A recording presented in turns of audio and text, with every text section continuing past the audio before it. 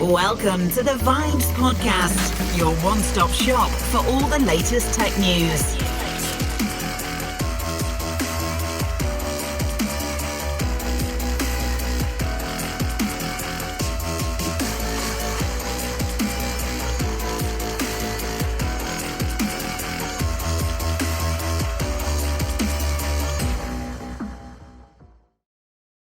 Hey everybody, welcome to the Vibez podcast.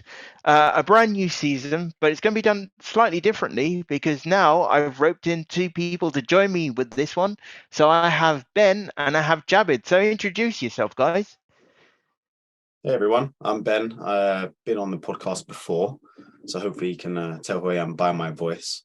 Hopefully, no video, so that's a very important part. Over to you, Jabid. Yeah, hi, I'm Jabid. First time on any podcast, so treat me well. Thank you. Okay, right. So we're going to talk about recent tech news that's been happening for the past couple of weeks.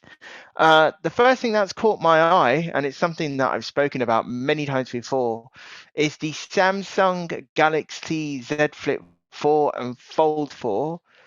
Ben, I know you've had one before, but from the image that you can see, what do you think it looks like? Because I literally think it looks like an iPhone that's folding in half. It does. From that picture, it reminds me of I can't remember what year exactly, but when the iPhones made the transition. I think it was from the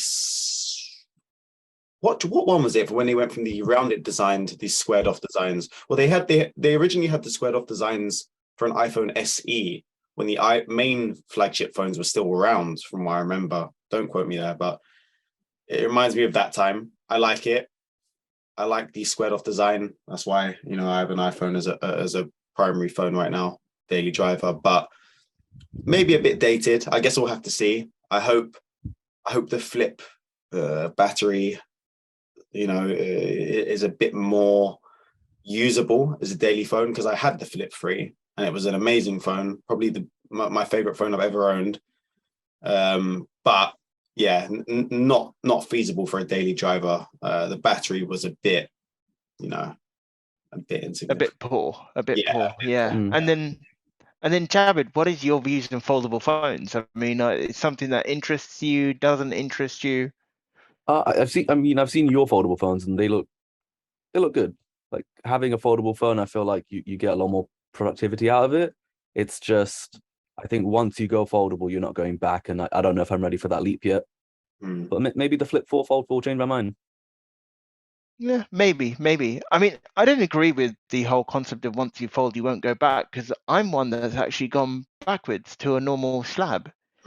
Because I think Do you the not novelty. feel like you miss out? No, I think the novelty. Do you know what? For me, I just want a phone to be a phone now. As silly as that sounds, I'm going through a weird phase where I'm trying to cut back on my tech usage. I know it sounds weird, but I just kind of feel because of the pandemic, I was so much into tech and all around me that I've now come to a point where I just want to take a step back. I don't know how you look. Yeah, it does get a bit much. I was thinking the exact thing. I mean, when you have a phone that's a foldable, whether it's the Flip or the Fold or any other kind of foldable, the phone becomes a gadget again, as opposed to in kind of like a gimmick, but in a good way, because you can enjoy it, right? Anything you enjoy, use that with caution. Saying anything you enjoy is good, but yeah, a flip phone or a fold phone, yeah, it does become more of a gadget again and less of a phone. So something you want to use even when you shouldn't be, or even when you don't, you wouldn't normally use your phone, you'd reach for it. But yeah, I'm in the same boat, to be honest, Snoop. I'm looking at my phone as just a phone again, trying to come off social media, trying to just use it for texts. And when I say text, I mean literally SMS messages, no more WhatsApp and calls. So yeah, getting something like a Fold 4 or Flip 4 wouldn't do me well, I don't think. But it's tech. Yeah. It is tech, and I think the only other problem is Jared and I were playing around yesterday.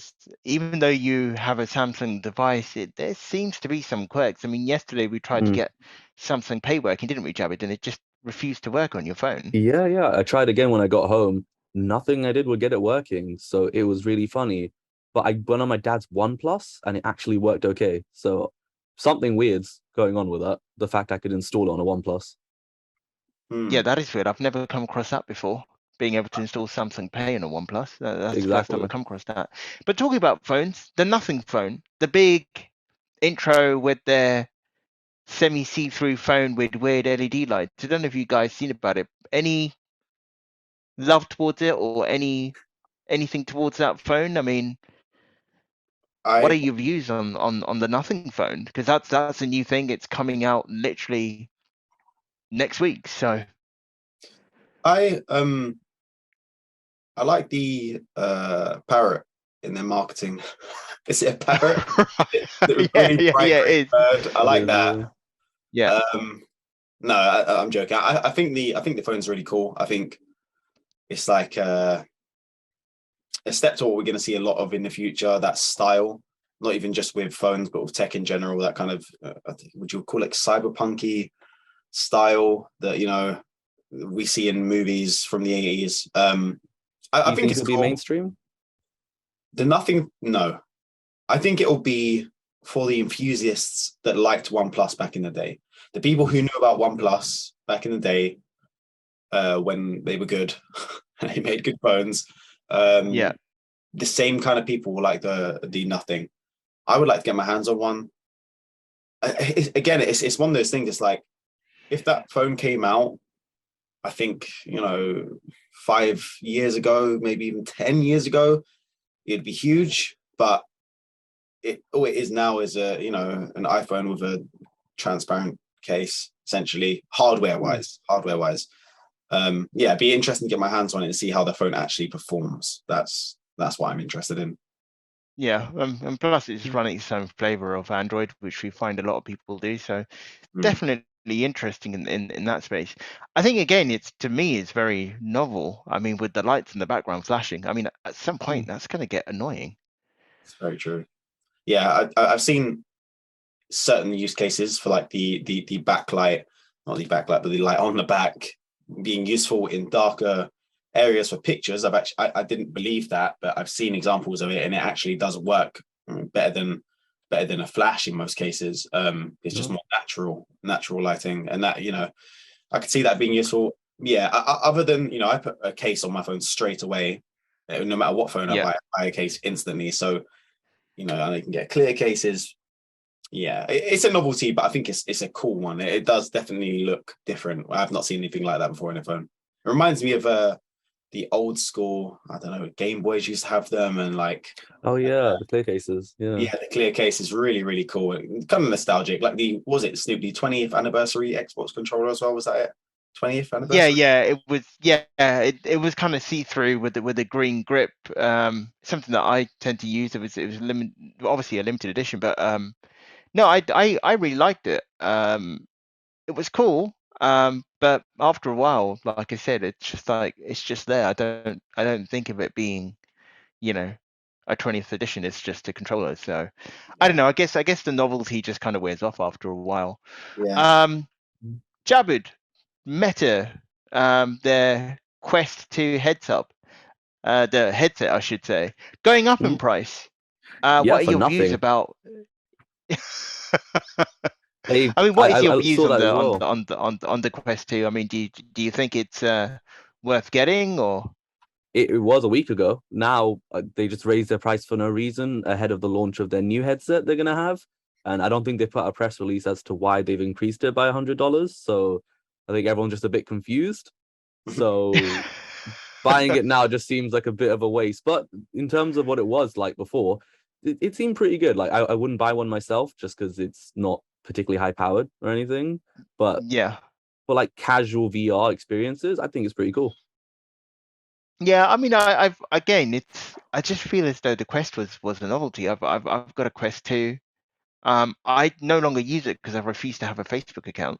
Not going to lie, This but is this is the point I was going to bring up. I have a Quest 1, and when I bought it, when it initially came out, it was amazing to be able to do that much without, a gaming PC attached. Mm. And they brought out, after waiting and waiting, they finally brought out the link cable, which was great.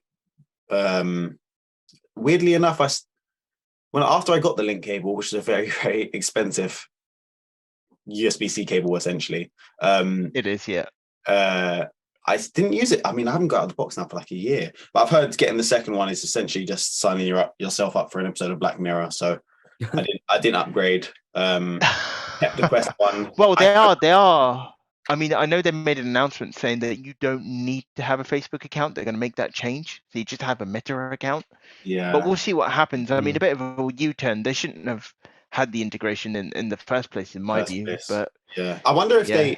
they well, after they, this is not something I looked into, but after they released the Quest 2, did they introduce those changes like software requirements, Meta account requirements for the Quest 1, or do you think the Quest 1's stayed as it was? Knowing Facebook, they probably did, or Meta, I should say. No, I think they've changed it. Mm.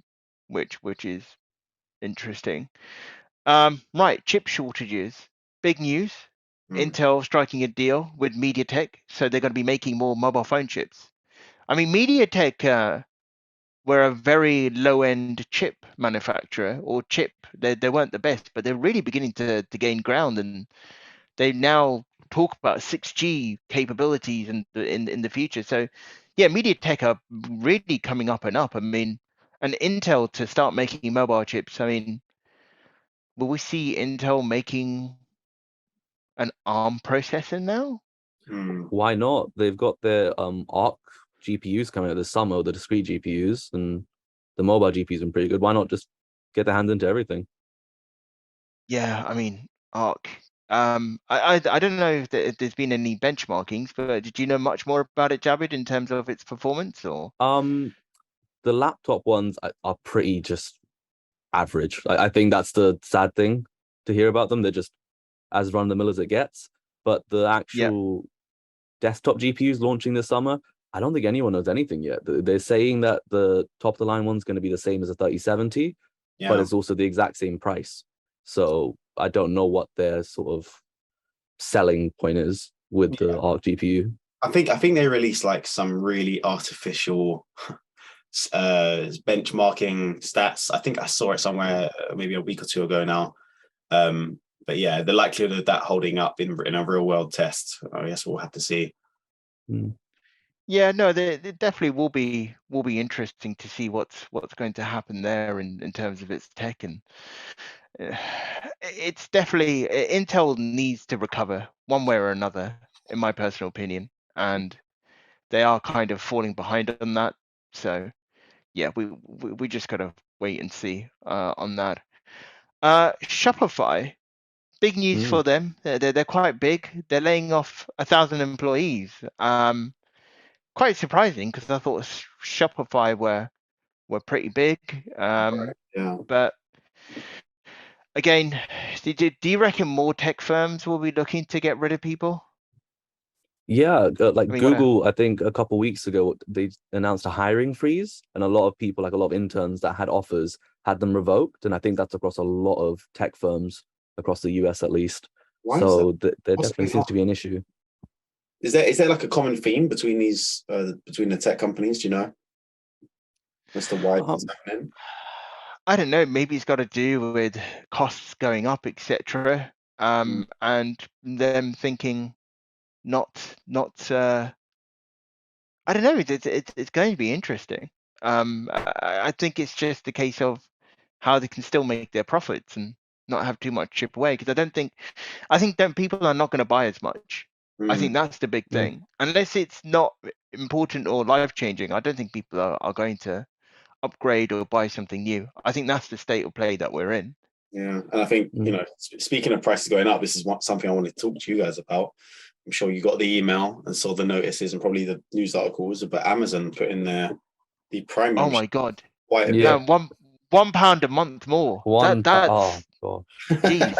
But no. I know. We're laughing about it, but if your subscription's going from 70, okay, £1 a month, nothing, but in the grander scheme, you're looking at something that's going from £79 to 90 something pounds. Do you know what I mean? So if you look at it that way, that's quite an increase. 79 to 95, and I think it depends on the country you're in too, because I think in France it's gone up 43%, I think it was. So it's gone from 49 euros to 69.90.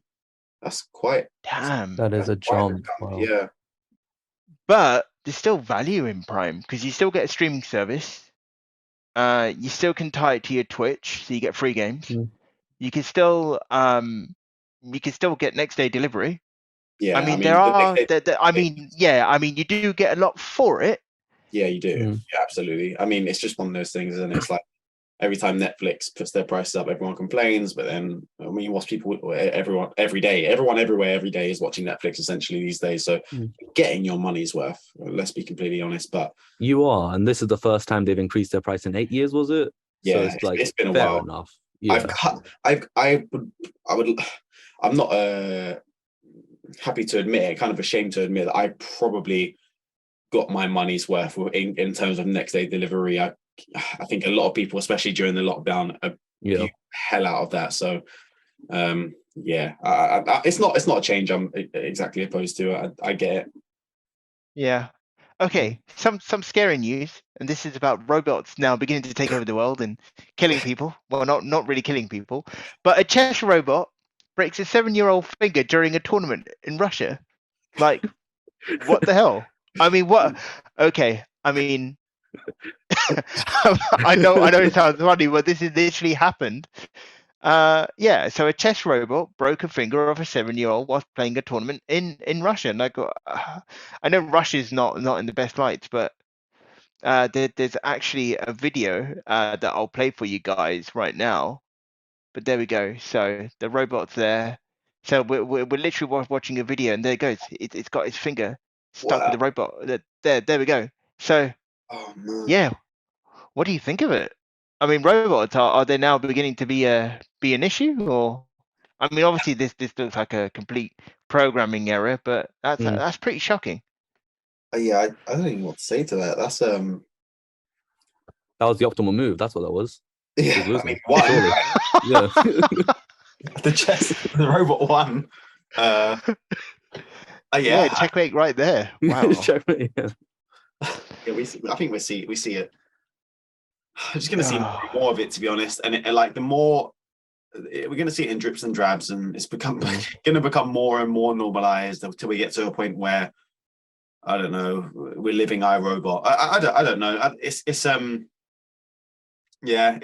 that's expected. I mean, to have strong mechanical machines, if that's the right word to say it, to have them so close to humans and to be interacting with humans, it's natural, like anything, just like how dogs bite people, or if you go, if you're in the wild and there are wild animals there interacting with humans, things are going to go wrong eventually. So we can't make too much of a big deal out of it until people start weaponizing them and then we're screwed. But it's similar to I guess a bit of a tangent, but the Tesla accidents, people on autopilot blaming on the car, where really it is mainly on the human.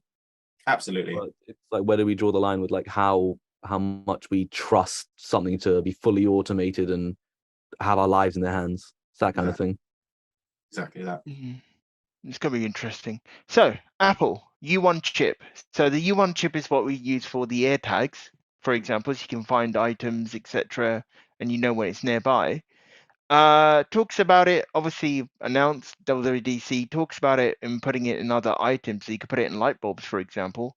So when you walk into a room, it notices your phone's in your pocket and turns on the light, for example. And then there's loads of other examples. Anything that excites you about this? Is it worthwhile getting excited about? I mean, I think it's pretty cool. I mean, you can literally just walk up to a car and just open it with your phone, which is quite dangerous at the same time. But I don't know.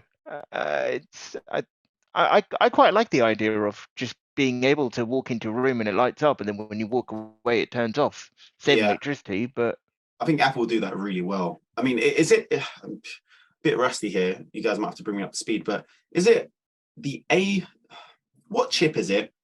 In certain brands, for example, the AirPods, for example, or Beats because it's owned by Apple. The headphones. Oh, the H1 chip. H1 chip. That's exactly that. I mean, if it works any way, similar to that in any way, I'll be on board. I love it. I think that genuinely keeps me in the ecosystem.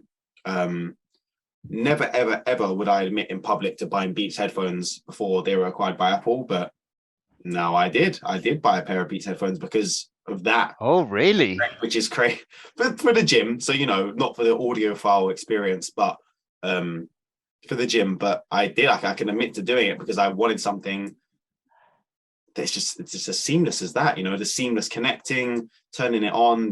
Well, I bought the Beats Fit Pro Yeah. for the gym, and I think they're amazing. What's really funny about the Beats Fit Pro is actually it's an AirPod Pro, right?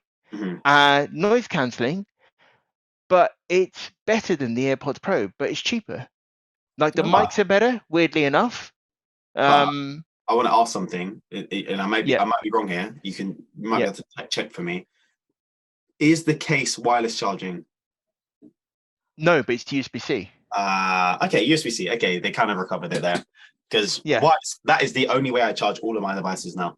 Unless I'm forced to, I wirelessly charge everything. I wirelessly charge my AirPods Pro, both my iPhones.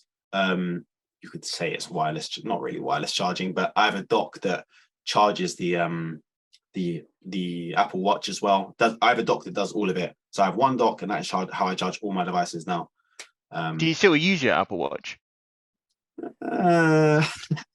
Not really, not as much as I'd like. Not as much as I'd like to. But when I go out and I'm exercising that isn't in the gym, for example, going on a walk or cycle, absolutely I do. But other than that, I'm a really, both of you guys know I'm a huge fan of watches in general. So automatic watches and luxury watches, I'm really into that. So I find it hard to find time to actually wear an Apple Watch. Rare occasions. Okay. Oh, so big news. Russia withdrawing from International Space Station, and they want to make their own. I mean, I don't know. I mean, that again, they're not in the best of lights at the moment, but not surprised. No, I don't know. I think they were at the forefront of space, but they're not anymore, are they? I don't know. I wouldn't say I'm educated enough on space exploration to talk about it, but yeah, I'm not surprised at that kind of statement, especially if it's a recent one. It may have been something they announced a while ago. I've not really read into it, but I'm not surprised at the recent announcement, to be honest.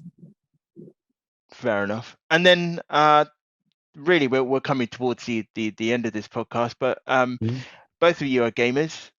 Anything that you've both been playing, anything that you're excited about? I mean, let's talk about it. I mean, I'm going to kick off with my Steam Deck. Absolutely love that piece of kit. It's a mini PC in your hand, and it is absolutely amazing. I love it. It's great. I mean, Javid saw it the other day. Javid, so from what you saw, what are your views on it? Well, I think my actions speak louder here, because I saw it for a couple hours with Snoop using it, and I put a pre-order in for the next batch in October. So it definitely impressed me, because I thought it was going to be a lot, I don't know, just clunkier, because reviews seem janky. Exactly, that's the right word.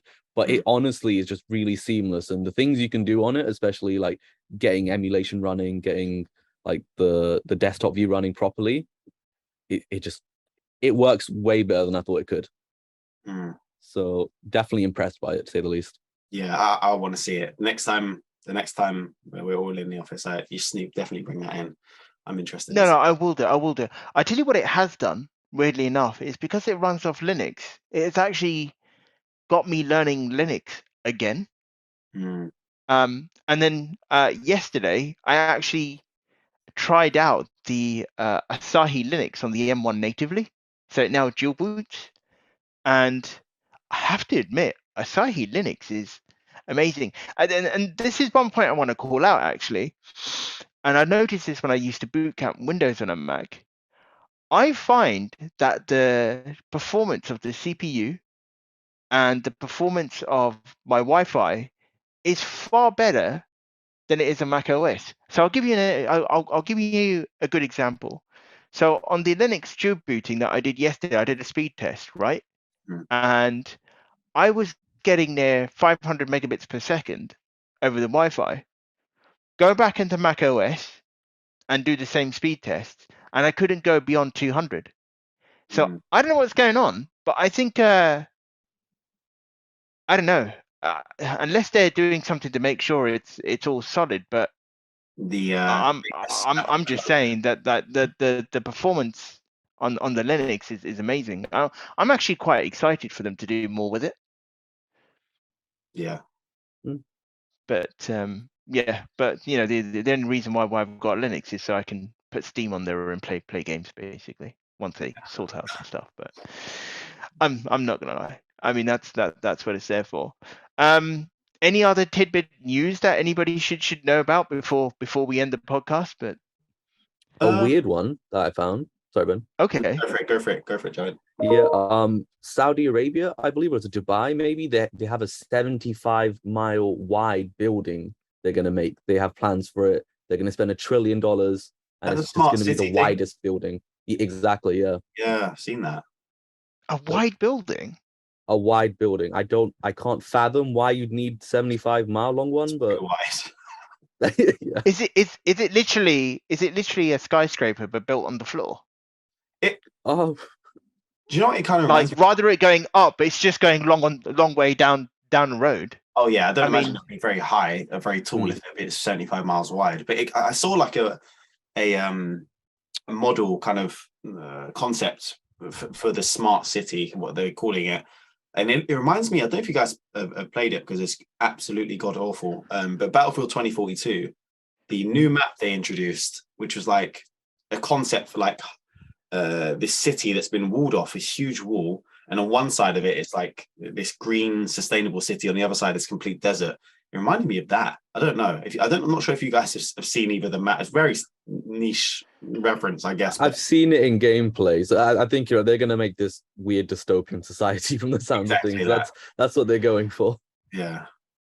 Which Well, I definitely need to have a look into that at some point. But yeah, I guess we're coming to the end of the podcast. Thank you for you guys joining. We're going to do more of this, so we'll be doing this weekly for the listeners. And it's just nice to engage in that conversation between the three of us. I'm definitely looking forward to see the Fold event, and we'll definitely cover anything new. So, you know, obviously stay tuned. Details are in the podcast on how to reach out to us, basically. But no, thank you for listening. Thank you, Ben, Javid. Looking forward to talk to you next week about tech stuff. yeah, thanks for having me. Yeah, definitely cool. will. Take care. All right then. Take care, everybody, and yeah, we'll again chat to you all next week, and yeah, have a good one.